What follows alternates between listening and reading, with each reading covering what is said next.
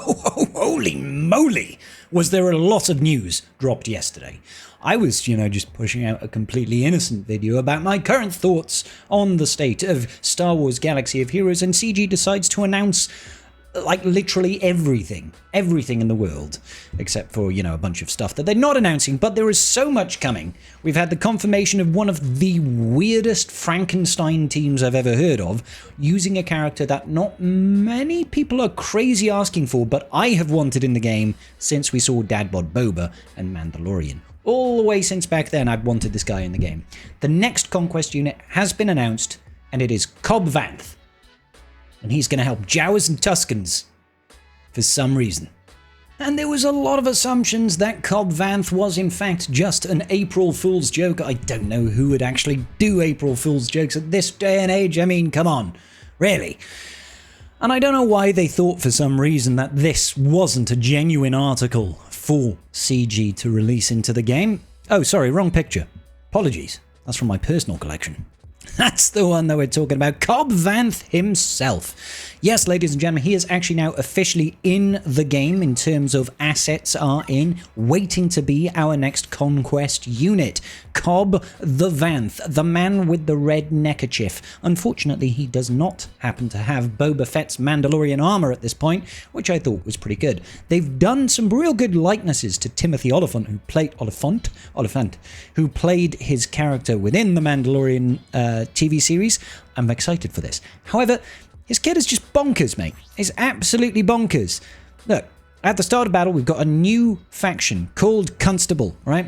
At the start of battle, Constable allies gain 25% defense, max health, offense, and speed, tripled if they are support. At the start of the encounter, enemy Hutt Cartel, Pirate, Scoundrel, Smugglers gain the Outlaw tag, which means they take additional this guy seems to be custom made to take down Jabba, potentially even Pirate King Hondo. Constable support allies at the start of battle reset their cooldowns of their special abilities whenever they use a basic on their turn. Like, what? Okay. Chance effects are increased to 100% of their max rank. Whenever an ally Jawa or Tusken applies at least 5 buffs to allies, 1 if it's a taunt, or at least 5 debuffs on the enemies, 1 debuff if the enemy is an outlaw, that ally gains the granted ability Deputize. See the ability Deputize for the description of Deputize. What does the Deputize ability do? It is a one-use ability, essentially, that gets given to Jawas and to Tuskens. When you use it, you recover 100% health and protection, gain 25% defense, health, offense, speed, and the Constable tag for the rest of battle. You inflict thermal detonators on everyone, on the enemy team at least, and at the start of that Constable ally's turn, if there is an active Jawa ally, inflict a thermal detonator on all enemies for 2 turns. Whenever a thermal detonator deals damage to an enemy, Constable allies recover 10% health and gain 100% offense for 1 turn. Enemies with thermal detonators deal 25% less damage, limit once per battle. It's just kind of weird. I feel like we are going to see the weirdest Frankenstein team ever. It's going to be, Cobb Vanth with Jawa Scavenger, Jawa, Tusken Warrior, and Cup. I'm not even joking. Yeah, right? Then you've got Tusken Deputize. They have the same sort of boost, but then they also get the strongest enemy without ambush is ambushed for the rest of the encounter, which can't be dispelled, evaded, or resisted. All Constable allies, so this means it will go on Pirate King Hondo, for example, which is kind of weird, right? All Constable allies gain 10 momentum. Whenever a Constable ally is targeted by an enemy, they should have at least 10 stacks of momentum, consume all momentum, and stun all attacking enemies for 1 turn. I don't know why they call it all attacking enemies. Is it just when they get targeted by an attack? Probably. Which can't be resisted. Whenever Constable allies use an ability when they have at least 10 stacks of momentum, deal bonus true damage equal to 25% of the target's max health, then consume all stacks of momentum. Constable allies gain 5% momentum at the end of their turn if there is an active Tusken ally. Interesting. Limited to 1 use per battle. So you'd be able to use leftover Tuskens if you really wanted to. Now, we did get a couple of units with the Constable tag already. Let's go ahead and grab Constable. Cup, who, yes, we now have at Relic 10, thanks to that recent Relic 10 pack, and yes, the Ugnaught is there as well. So Cup because he is a constable. He upholds the peace. So does Cara Dune, who is a little bit homeless at the moment. She can fit in like rebel fighter squads, stuff like that, but she doesn't really get a lot of use in my experience. And then Lobot. It is the physical manifestation of me within the game. See, if I just do this, snap. Lobot and I'm officially in a Star Wars project, guys. Boom. It's your boy Scribe. He's better looking than me, though, although I'm not sure what to make of these puffy sleeves. That's certainly a choice. Certainly a choice. Anyway, Lobot, who does actually probably have slightly more of a home if you are running a sortie team, I guess. But also you can throw in the Tuscans and you can throw in the Jawas into this group. Now, he also has another rather unique faction thing about himself, Cobb Vanth, which is such a great name, by the way. He's got 3 Omicrons, and they are all for different game modes. He's got a Territory Battle Omicron. He's got... Oh, sorry, that's still the Territory Battle Omicron. Where's the other one? The Leadership is in Grand Arena, of course. And is it Marshall, the last one? And then he's got Territory War on Marshall. So this man can be used in multiple game modes. It's an interesting choice. I quite like it, truth be told. Because oftentimes when you look at triple Omicron characters, quite often you get like 90% of the benefit, right, from their Omicrons from one of them, right? So if we were to look at Bane, for example, Darth Bane, wonderful, still probably the best conquest unit in the game. He's very, very powerful, but most of his strength comes from the Rule of 2 Omicron, right? Just this one. Now, don't get me wrong. Malevolent Whirlwind is probably not the best, but it's nice to have. And Essence of Dominance is quite good, right? Because it gives you a nice bit of additional power. However, they're all GAC, and if you just had Rule of 2, you would win pretty much every match you win anyway, right? Now, if they would have made different Omicrons for different game modes on these 2 abilities, but made them more powerful so that he's got viability in multiple game modes if you have the different Omicrons on, I think I'd probably prefer that. Truth be told. You know, I feel like that adds more value to the character. It gives them a little bit more use in more game modes. But hey, I don't really mind this per se, the old way of setting it up, where it's just like, hey, let's get lots of concentration in GAC power. My only concern is when you look at a team, I don't know if I've got this team saved still. Do I have it somewhere?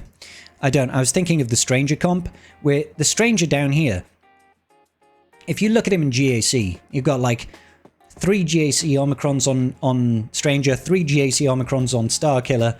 Then, I mean, Maul Hatefield is a TW Omicron setup, but it's like 6 Omicrons on a team that's got, you know, a Conquest unit and 2 Legendary units. That's a whole lot of power. That's a whole lot of power condensed into one team. I would rather have it, you know, just dispersed a little bit more, just a smidgen more. Now, we did have a few other changes that I did note. Now, if you recall, I put out a video a couple of weeks back that spoke about the Datacron, the Cody FDC over here. CG have actually amended the wording on this.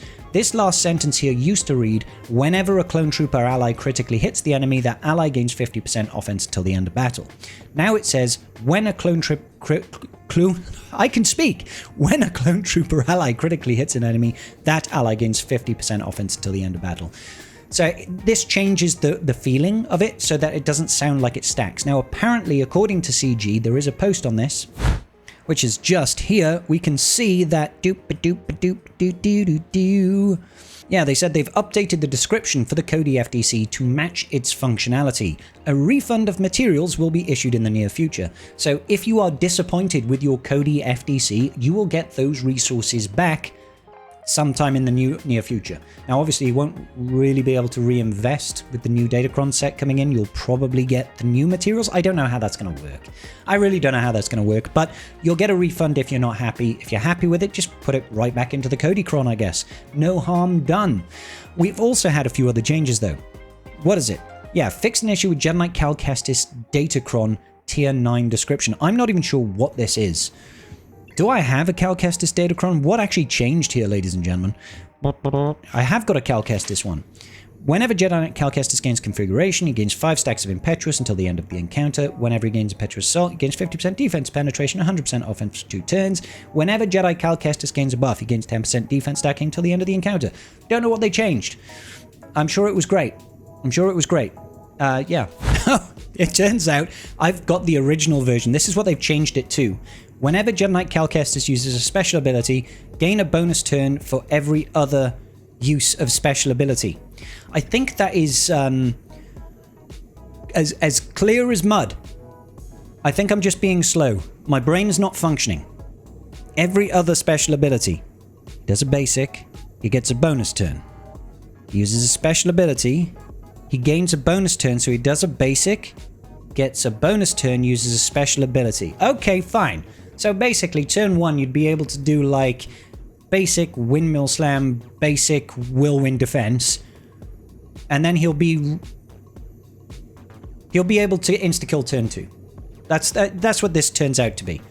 And if you've got like Jedi Knight Revan in the squad, you could do basic whirlwind slam, basic windmill defense, pass over to Jedi Knight Revan, who can pass it back to Cal, who can do basic whirlwind slam, bonus turn, basic insta-kill. That's pretty cool. Jedi Knight Cal Kestis will kill turn 2, essentially. I mean, that feels good, but I'm still stuck with the old version.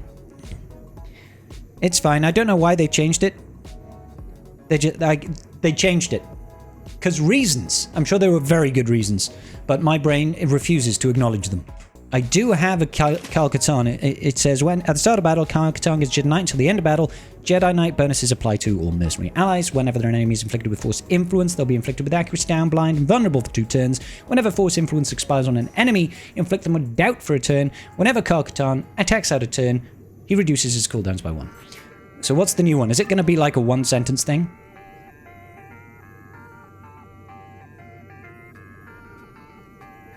I don't know what they changed here, but I'm sure they changed something really handy. The last thing that I really want to talk about here is a cool little addition. They actually put in new signal data in the stores that we can actually purchase, which is huge because signal data is still the biggest crunch in the game, particularly late game.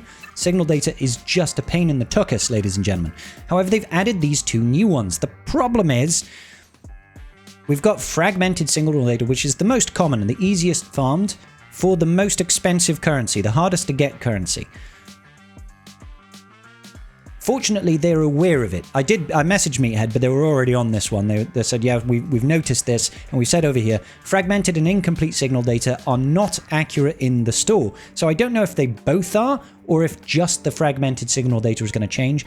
I would really like it if this went to Mark 1 raid tokens. Hint, hint, nudge, nudge, CG, make it raid 1 tokens, and I'll be a happy clam. Be happy as a clam in mud. Happy in a clam in mud on the beaches of the Andalusian coast in Spain, sipping on margaritas, having a real good time. What were we talking about? Signal data. Signal data! I love the fact that we're getting more access to signal data. This is all part of CG's grand plan to supposedly allow us to get more and more signal data so they can release Relic 11. It's coming. May 4th, it will drop. You will be able to get this new event in this new event, Relic 11. It's coming, Mark. The words, I guarantee you, we get Relic 11 before we get an Andor raid. You want to take those odds? All right. I don't know what's wrong with me today. I'm way too hyper. I'm like a child at Christmas.